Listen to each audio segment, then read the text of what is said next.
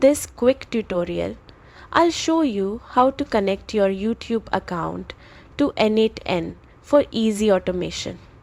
Don't forget to like and subscribe for more tips. Start by opening your N8N settings and head to the credential section.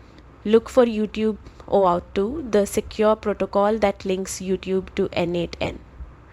You will need your client ID and client secret from the Google Developers Console.